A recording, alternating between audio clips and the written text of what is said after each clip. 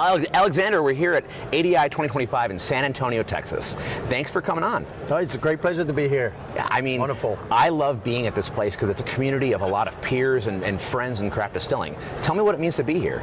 For me, it's wonderful. You know, I've been dreaming. I started doing this 36 years ago, and I was dreaming of a moment where, you know, like the grassroots distilling movement would be born again, because it's over. And that's what happened. And you know, I think the ADI is a great example about this. I've been following and being part of some events of ADI for a long time, so congrats. It's an incredible moment. It's really cool. And I know, I mean, you've done some amazing things in the distilling world, but I want to know how you got into it. What brought you to this wild world? Well, for me, it was very intuitive, because I grew up on a farm, a small farm, and my grandfather was a bouilleur de cru, where you had the right to distill only what you grow, you know, so quite a few farmers had that. And so it was natural there, and I love farming.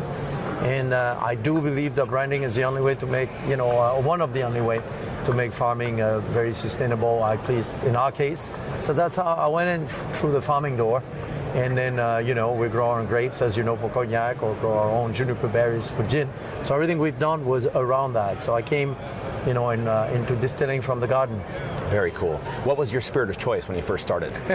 It's funny, because my grandfather was distilling Mar de Bourgogne, and Mar de Bourgogne is when you crush the grapes, you have what's left for Burgundy wine, right? Yeah. And you just re-water that. And, you know, in a farm, you didn't waste anything. Right. So it's basically the way grappa is made, right? Grappa. And so, you know, I came up with this. So it's very, very, if you want to grow hair on your chest, it's probably the best way. So it's very potent, because it's the must, you know, that you distill. So I came up that way. And the shining star from my grandfather, like you know, I'm looking at this, was cognac. So probably a big influence on me, you know, cognac was for him. So later on, my life went on to cognac. I was trained as a master blender in cognac.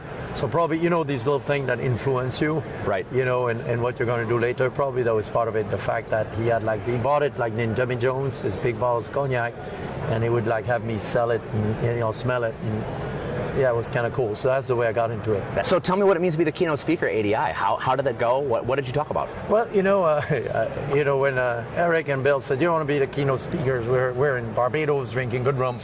I'm like, yeah, sure. There's so many people who can have so many interesting things to say, you know, and it's like, what are you going to talk about? I'm more comfortable when it's a technical, like yesterday, you know, on chamber still. I feel comfortable, and I think it's great to share knowledge, you know. And I always say to the team, and I was kind of the content of my presentation, was like, the best way is to learn from one another, and I think that's what ADI is about. And my message was really that, you know, swap knowledge like kids used to swap Pokemon cards, and that's what I've been doing for 36 years. So to me, it's kind of key, you know, and ADI event is that, and being invited, yeah, it's humbling, it's an honor. I have no absolute truth. It's just to say this is my journey. You know, this is my thing home, you know. Doesn't mean it's the right way to go, but that's what we did, you know. Well, I love to hear that. And I mean, it's my favorite part about being here. Yeah, we get to try all the different samples and unique things. Last night at the tasting, I tried some of your stuff, and like, that's really cool. But also just to see the camaraderie, and everyone wants to help each other get better, because a rising tide does lift all boats, and this community is so interesting and unique to me, and for that reason. Yeah, and you know what? I see the community being worried. I think we're all worried as distillers. Sure. And we should be, because yes, you look at the statistics, there's only, if you saw that statistic, 57% people now say they drink, the other ones don't, and stuff. And also my message is to say, yeah, okay, I see it. But then when you look at it more deeply, you see that that generation is not going out as much, or not at all. I think it's 1 out of 8 or 2 out of 8 people admit having no friends.